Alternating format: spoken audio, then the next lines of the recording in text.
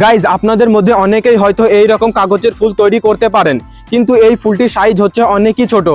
আজকে আমরা এই ফুলই তৈরি করব অনেকটাই বড়।